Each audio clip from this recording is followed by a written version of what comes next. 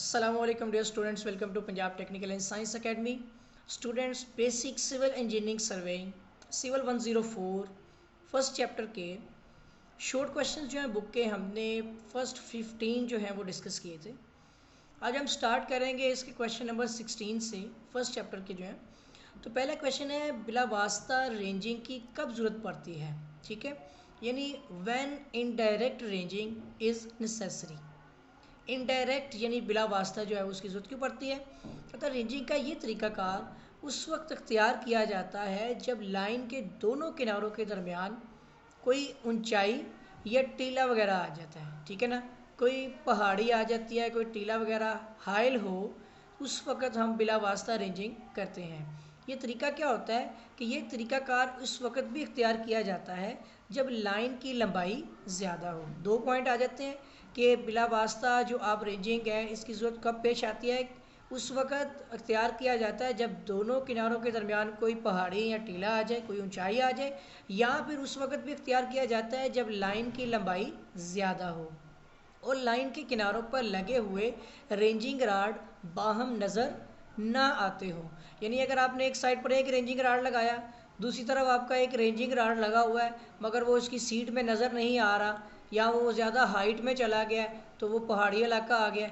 इस सीन में आप देखेंगे कि यहाँ पर आप जो है वो बिला वास्ता जो है वो तरीक़ाकार इस्तेमाल, यानी कि बिला वास्ता तरीका आप अख्तियार करते हैं। ठीक है, उसमें कहता है कि रेंजिंग राड बाहम नज़र ना आते हों, इस तरीका को दो तरफा रेंजिंग भी कहा जाता है। ठीक है, रेसिप्रोकल रेंजिंग भी कहा जाता है। ठीक हो गया। नेक्स्ट आता है क्वेश्चन, ऑफसेट की तारीफ़ करें। ऑफसेट स्टूडेंट आप देखते हैं कि एक लाइन के बिल्कुल मतवाजी एक और लाइन लग जाए तो इसको ऑफसेट बोला जाता है। ठीक है, इसकी टाइप्स भी हम देखते हैं। तो कहता है चेन लाइन के करीब मुख्तलिफ नकात की पमाइश लेने के लिए जो लाइन चेन लाइन के मुतलका नकात तक लगाई जाती है, इनको ऑफसेट कहा जाता है। यानी अगर आपकी एक चेन की लाइन है, इसके बिल्कुल नकात के साथ आप जो इसकी मेजरमेंट करते हैं वहाँ तक जहाँ तक चेन की पमाइश की गई होती है। ठीक है ना, जो लाइन चेन लाइन के मुतलका नकात, जो इसके मुतलका नकात हैं, ये नकात हो गया कि ये नुक्ता हो गया कि ये नुक्ता, इनको जो मिलाकर लेके चलती है, ठीक है, लगाई जाने वाली उन्हीं पॉइंट को यानी आपस में जो जोड़ती है, जॉइंट करती है, उसको हम बोलते हैं ऑफसेट। ठीक है, एक बार पढ़ते हैं, चेन लाइन के करीब मुख्तलिफ नकात की पैमाइश लेने के लिए जो लाइनें चेन लाइन के मुतलका नकात तक लगाई जाती हैं, इनको ऑफसेट कहा जाता है। ये ऑफसेट लाइनें दो तरह की होती हैं। ठीक है, इनमें आपकी एक अमूदी ऑफसेट होता है और एक तिरछा ऑफसेट होता है। ठीक है, यानी अगर आप कोई लाइन लगा रही हैं, लगाई है आपने, वो आपने अमूदन लगाई है, ठीक है, या फिर वो आपकी तिरछी हो सकती है। ठीक हो गया। उसके बाद आ जाती है आपकी यहाँ पर अमूदन, ये भी हो सकता है कि दोनों एक दूसरे के पैरेलल भी हो सकती हैं। ठीक है, और फिर उसने बोला यहाँ पर कि अमूदी ऑफसेट, उसके बाद उसने बोला तिरछा ऑफसेट, फिर वो कहता है सिमत और फासले से लिए गए ऑफसेट, यानी उसी सिमत में उसी फासले के मुताबिक, या फिर उसके अमूदन या फिर तिरछा। फील्ड बुक की तारीफ़ करनी है। ठीक है, ये एक ऐसी नोटबुक है जिस पर चेन सर्वे के दौरान नापे के फासले और अशकाल वगैरह जो है वो बनाई जाती हैं। इनका साइज़ यहाँ पर लिखा हुआ है 4.5 इंच ज़रब 8 इंच। ठीक है, या फिर आप देख लें सेंटीमीटर्स में 10 × 20, यानी मैं आपको बता दूँ यस ऐसे, यानी कि आपकी जो है वो 4.5 इंच होती है और ऐसे आपकी 8 इंच होती है वर्टिकली, यानी कि पोर्ट्रेट शेप में। और ये किस मकसद के लिए यूज़ होती है ये मैं आपको बता देता हूँ। फील्ड बुक में आप सर्वे जो काम करते हैं, डाटा कलेक्ट करते हैं, वो फील्ड बुक में आप लिखते हैं। ये एमबी नहीं है, ये फील्ड बुक है जिसमें आप मेजरमेंट्स वगैरह और आप स्केचिंग वगैरह करते हैं। फील्ड बुक की इकसाम अगर आप बात करें तो यहाँ पर फील्ड बुक मुख्तलिफ इकसाम की है। सादा फील्ड बुक होती है, ठीक है, एक लाइन वाली फील्ड बुक या दो लाइनों वाली, इनमें एक लाइन लगी होगी लाइन की, जैसे आपकी कॉपी होती है ना सिंपल, वैसे ही। तो दो लाइनों वाली में दो दो लाइनें लगी होती हैं। या फिर ग्राफ वाली फील्ड बुक होती है, या फिर ऐसी होती है जिस पे ग्राफ बना हुआ हो। ठीक हो गया। एक अच्छी मुसल्लस की तारीफ़ हमने करनी है। एक अच्छी मुसल्लस कौन सी होती है? बेहतरीन मुसल्लस यानी वेल शेप्ड ट्राइंगल, ऐसी ट्राइंगल जिसका कोई भी जाविया यानी कोई भी एंगल 30 डिग्री से कम यह 120 डिग्री से ज़्यादा नहीं होना चाहिए, ठीक है। जो आपकी ट्राइंगल 30 डिग्री से ज़्यादा और 120 डिग्री से कम होगी वो एक अच्छी मुसल्लस जो है वो मानी जाएगी या कंसिडर होगी। आगे स्टूडेंट आती है बेस लाइन क्या होती है, ठीक है। What is a base line? Base line chain survey की बुनियादी लाइन होती है, ठीक है। इस लाइन को इलाका के दरमियान में से गुजारा जाता है। अगर आपका कोई एक इलाका है, उसके बिल्कुल सेंटर से आपने एक लाइन गुजारी है, तो इस लाइन को क्या बोलेंगे हम? बेस लाइन, ठीक है।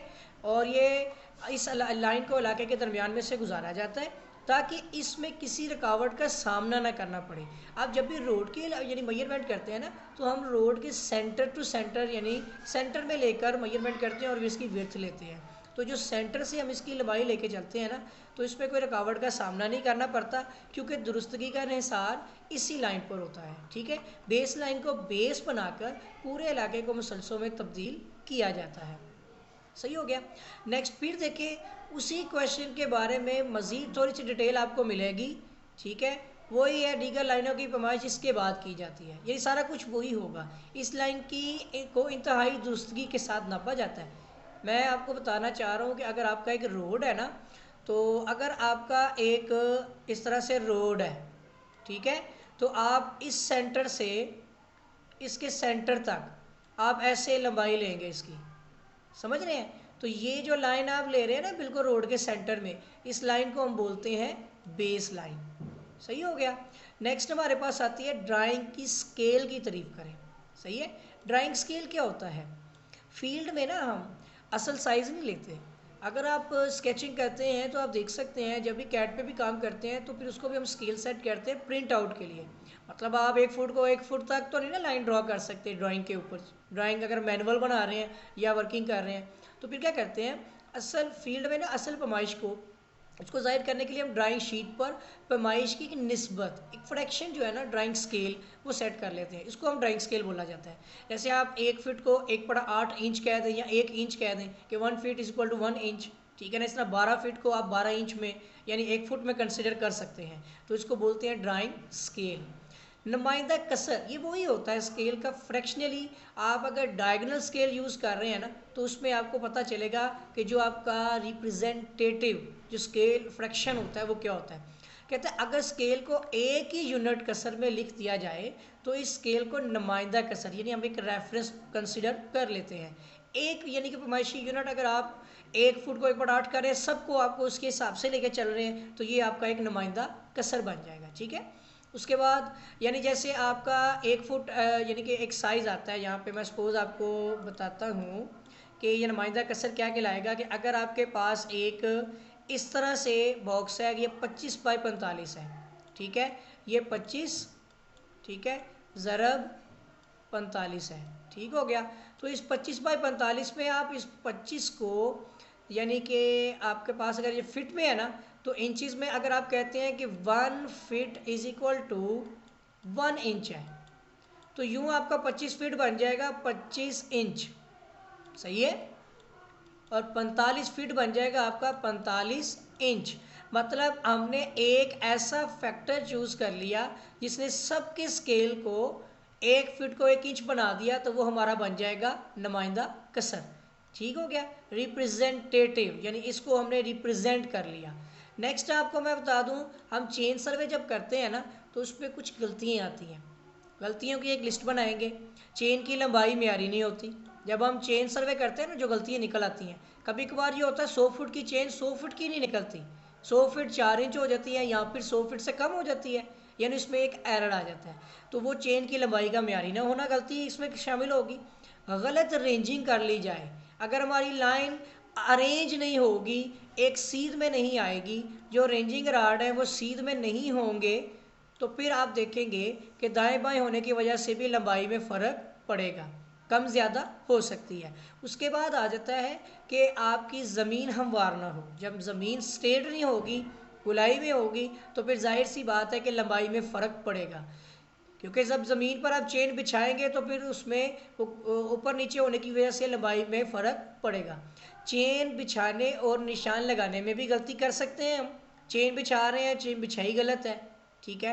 एरो का अपनी जगह से हट जाना, जहाँ पे आपने दो एरोज लगा दिए हैं कि इन दोनों के दरमियान में चेन के साथ मापना है, तो वो आपका एक एरो किसी और जगह पे या हट गया है, किसी जगह पर खिसक गया है, तो लंबाई में फ़र्क पड़ता है। ये चेन सर्वे में जो गलतियाँ होती हैं ना, चेन सर्वे में वो यही होती हैं। या आप गलत पैमाइश पढ़ रहे होते हैं, या फिर आप गलत पैमाइश सही पढ़ते हैं तो गलत नोट कर देते हैं, या फिर टेम्परेचर, सबसे इम्पोर्टेंट चीज़ टेम्परेचर। ये क्या होता है, गर्मियों में आपकी चेन फैल जाती है, बड़ी हो जाती है, सर्दियों में श्रिंक होती है। लोहा होता है ना, जैसे आप सर्दियों में देखते हैं तो लोहा सुकड़ जाता है और गर्मियों में एक्सपैंड हो जाता है। तो श्रिंकेज और यानी कि जो आपका एक्सपैंड जो होती हैं ये चीज़ें, तो इसमें टेम्परेचर का अफेक्ट भी काउंट किया जाता है। इसके बाद होता है खिंचाव में तब्दीली, वेरिएशंस आ जाती हैं। खींचने से चेन के कोई हुक लिंक्स वगैरह डिले हो जाते हैं, वो खुल जाती है, बड़ी हो जाती है। सही है। अब आ जाता है हमारा क्वेश्चन नंबर 26, प्लॉटिंग में इस्तेमाल होने वाले आलात। स्टूडेंट पहले पता होना चाहिए प्लॉटर क्या है। प्लॉटिंग, प्लॉटर, प्लॉटर आप प्लॉटिंग करते हैं, ट्रेसिंग करते हैं, आप किसी चीज़ को प्रिंट निकालते हैं या आप कोई ड्राइंग शीट बना रहे हैं, तो उसके लिए जो आप इस्तेमाल करते हैं ना आलात, एक तो आपके पास ड्राइंग टेबल होना चाहिए। प्लॉटिंग आप मैनुअल भी करते हैं scale, T scale, set scale के साथ, या प्लॉटिंग, प्लॉटिंग तो एक अमल में आ जाता है ना, प्लॉटर के जरिए से आप प्रिंट निकलवा रहे होते हैं। लेकिन यहाँ पर आलात के बारे में, इंस्ट्रूमेंट के बारे में पूछा गया है। ये प्लॉटिंग इंस्ट्रूमेंट होंगे कि आप जो ड्राइंग तैयार करते हैं ना जब, तो उसमें आपके पास ड्राइंग टेबल होना चाहिए जिसपे आपने ड्राइंग शीट लगानी है, या फिर ड्राइंग बोर्ड, दो चीज़ें। उसके बाद सेट स्क्वायर, जो आप वर्टिकल लाइंस लगाएंगे, टी स्क्वायर हॉरिजॉन्टल लाइंस के लिए चाहिए, प्रोटेक्टर अगर आपको कोई एंगल वगैरह निकालना है, बीम कंपास होगा इसमें, फ्रेंच कर्व्स कोई टेढ़ी मेढ़ी गुलाइयाँ लगानी है, और स्केल कार्ड्स होंगे। ठीक है, स्केल कार्ड फुटे वगैरह ही हैं। ठीक है, उसके बाद इसमें आपका डायगोनल स्केल भी हो सकता है। फिर ड्राइंग शीट होगी, क्योंकि जिस पे आपने ड्राइंग ड्रॉ करनी है, स्कॉच टेप जिसके साथ आपने ड्राइंग शीट को टेबल के साथ फिक्स करना है, पेंसिल आएगी, ठीक है, लिखने के लिए, रेज़र आएगी, पुख्ता स्याही होगी आपकी यानी इंक वगैरह। उसके बाद सैंड पेपर, जिस पे आपने पेंसिल की नोक को यानी कि सही तरह से आपने ड्रेस करना है। पेंसिल त्राश शॉर्पनर को कहेंगे, ये भी लाजमी चाहिए है। कलर्स होंगे, ब्रशेस, ठीक है, और ड्राइंग बॉक्स जिसमें ये सारा सामान रखा जाएगा। सही हो गया। नेक्स्ट आता है चेन सर्वे के फ़ायदे क्या होते हैं। एक तो ये होता है चेन सर्वे करने का तरीका बड़ा सादा है, ठीक है ना, सिंपल सा है। सर्वे के इलाज भी बड़े सस्ते से होते हैं। चेन होती है, ठीक है, रिंजिंग रॉड्स होते हैं, तो मेजरमेंट तो आपने इसी के ज़रिए से, लिंक्स के ज़रिए से आपने करनी होती हैं।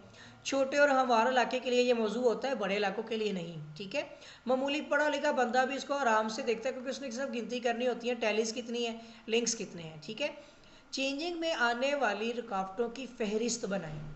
जब हम चेन सर्वे करते हैं ना, तो इसमें जो रुकावट आती है, चेन सर्वे करते वक्त बाज़ औक़ात रुकावटों का सामना करना पड़ता है, जिसकी वजह से चेन लाइन की पैमाइश जो है वो बराह रास्त नहीं की जाती, ठीक है ना, की जा सकती। ऐसी सूरत में चेन लाइन को नापने के लिए अजाफी काम करना पड़ता है, यानी हमें चेन लाइन को भी नापना पड़ता है, और बाज़ औक़ात रुकावटों की वजह से चेन लाइन के इर्द गिर्द पैमाइश करके बिला वास्ता तरीक़ा से चेन लाइन की पैमाइश की जाती है। फिर हम बिला वास्ता तरीका यानी डायरेक्ट देख लेते हैं इसको। चेंजिंग के इस तरीका को बिला वास्ता चेंजिंग यानी इनडायरेक्ट मेथड। जब डायरेक्ट काम ना हो रहा हो तो फिर हमें उसे इनडायरेक्ट करना पड़ता है, उसके दरमियान में एक लिंक बनाना पड़ता है, पॉइंट लेना पड़ता है, आगे फिर नेक्स्ट यानी कि अलग पैमाइश ली जाती है। इनडायरेक्ट तरीके से हम एक फर्जी पॉइंट ले लेते हैं। चेंजिंग में रुकावटें जो होती हैं ना, वही होती है कि रेंजिंग में रुकावट हो जाए, अगर हमारी रेंजिंग सही ना हो रही हो, या फिर चेंजिंग में हो जाए, अगर हमारे यानी चेन के जरिए से पैमाइश ने सही ली जा सकती हो, तो या फिर दोनों ही हो सकती हैं, या तो चेंजिंग होगी या रेंजिंग होगी। ठीक है ना, रेंजिंग और चेंजिंग दोनों। क्वेश्चन नंबर 29 आता है कि चेन सर्वे के मराहिल क्या हैं, इसके स्टेप्स क्या हैं। चेन सर्वे करने के लिए ना सबसे पहले हम रिकोनाइसेंस यानी इब्तदाई सर्वे करते हैं। इलाके में जाते हैं, फिरते हैं, मालूमात लेते हैं, इर्द गिर्द देखते हैं, ठीक है ना, इलाके के अंदर देखते हैं कि कोई मतलब कि तो जो आपके तभी खुदखाल क्या है, ठीक है ना, जैसे आप कह सकते हैं कि नहर, नदी, नाले, ठीक है ना, कहाँ पे हैं। इंडेक्स प्लान पर तैयार किया जाता है, जिसको की प्लान भी कहते हैं। ये हम एक रफ स्केच बनाते हैं ताकि जो हमारा इब्तदाई सर्वे होता है उसके ज़रिए से जो जो मालूमात हमें मिलती है हम उसको एक रफ खाका बनाते हैं, एक ड्राइंग बनाते हैं, जिसमें मेंशन कहते हैं कि नदी, नाला, कब्रिस्तान वगैरह कहाँ कहाँ पर शो होंगे। ठीक हो गया। स्टेशन पॉइंट्स का फिर इंतखाब करते हैं, उन्हीं के ऊपर ड्राइंग पे, ठीक है, या फिर उसी के मुताबिक हम अपनी साइड पे निशानदही करते हैं, पैक्स खूंटियों के जरिए से वहाँ पर बाउंड्री यानी स्टेशन पॉइंट्स लगाते हुए हदूदबंदी करते हैं। फिर हम बेस लाइन का इंतखाब करते हैं, अपनी साइड जो जगह होगी उसके बिल्कुल सेंटर से हम एक लाइन गुजारते हैं, ठीक है। चूने के साथ लाइन भी लगाते हैं तो बेस लाइन बनाते हैं, फिर चेंजिंग करते हैं, यानी फिर हम उसकी चेन के ज़रिए से मेजरमेंट्स करते हैं, क्योंकि ये चेन सर्वे है ना, इसलिए तो चेन के ज़रिए से करेंगे, हम फीता वगैरह नहीं यूज़ करेंगे। फिर हम उसकी कंप्लीट ड्राइंग तैयार करेंगे, जो एक्चुअल साइज़ मिलेगा वो हम अपनी ड्राइंग में लिखेंगे। ठीक हो गया।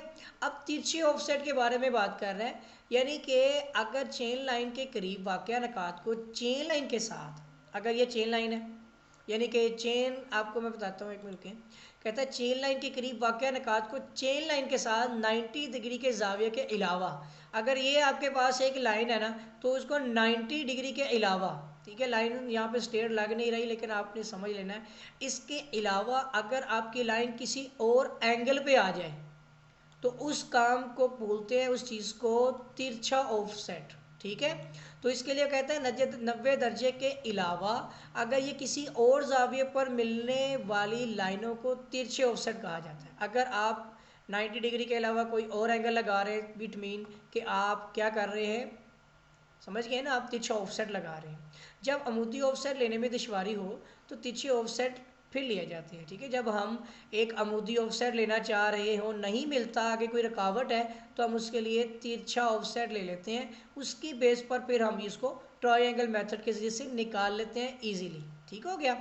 उसके बाद आ जाता है हमारे पास कि दुश्वारी हो तो तिरछे ऑफसेट लिए जाते हैं, किसी एक नुक्ते को जाहिर करने के लिए कम से कम 2 तिरछे ऑफसेट लिए जाते हैं, एक आप इस तरफ ले लेते हैं और एक आप इधर से ले लेते हैं। ठीक हो गया। इन तिरछे ऑफसेट के ज़रिए से फिर हम जो है वो आगे अपनी मतलब के जो मुतलका मेजरमेंट्स होती हैं वो निकाल लेते हैं। स्टूडेंट लास्ट क्वेश्चन आ गया GIS, इसको बोलते हैं जियोग्राफिक इंफॉर्मेशन सिस्टम। इसके लिए सॉफ्टवेयर्स भी यूज़ होते हैं, आर्ट मैप, आर्ट GIS। ठीक है, ये डाटा कलेक्ट होता है GPS के साथ, हम अपने यानी कि सॉफ्टवेयर को सैटेलाइट से मुंसलिक करते हैं और उसके अंदर फिर हम जो गूगल मैप्स के ज़रिए से, गूगल अर्थ के ज़रिए से वर्किंग करते हैं। कहते हैं जियोग्राफिक इंफॉर्मेशन सिस्टम एक ऐसा जदीद निज़ाम है जिसमें फील्ड का डाटा हासिल करके इसे वर्ल्ड सर्वर, मैंने जैसे बताया आपको, में महफूज किया जाता है और इसको तरतीब दिया जा सकता है। इस डाटा की मदद से किसी भी इलाके का नक्शा तैयार किया जा सकता है। मैं जैसे बता रहा था आपको कि ग्लोबल पोजीशनिंग सिस्टम GPS का इस्तेमाल होता है और गूगल मैप का होता है, गूगल अर्थ का होता है, जिसके ज़रिए से हम आर्क GIS या GIS या आर्क मैप का सॉफ्टवेयर जो यूज़ करते हैं, इसमें हम क्या करते हैं कि मुतलका डाटा निकाल कर उसके ऊपर कोई मार्क करते हैं, ये फला बंदे का घर है, और फिर उसके एरिया वगैरह साइन करके इसको हम गूगल मैप या गूगल अर्थ के अंदर क्या करते हैं, अपलोड कर देते हैं। ये आम बंदे की बस की बात नहीं होती।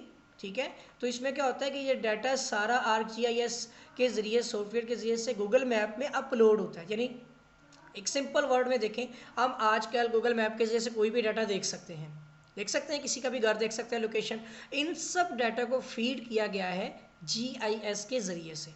ठीक हो गया। ये खुद एक अदारा भी है और ये मुख्तलिफ़ किस्म के सर्वे ऑफ डिपार्टमेंट जो है वो डिपार्टमेंट इस तरह के काम की करता है और वहाँ पर इससे रिलेटेड भी जॉब्स होती हैं। सिविल में भी इससे रिलेटेड होती हैं कि आगे अगर आप बैचलर या MSc करते हैं इस कोर्स पे स्पेशलिस्ट, तो फिर इस फील्ड में आप जा सकते हैं। ठीक है, मैं उम्मीद करता हूँ कि स्टूडेंट आपको जो है ये क्वेश्चन नंबर हमने 16 to 31 कंप्लीट फर्स्ट चैप्टर कर दिया है, पार्ट 2 या इसका वीडियो का।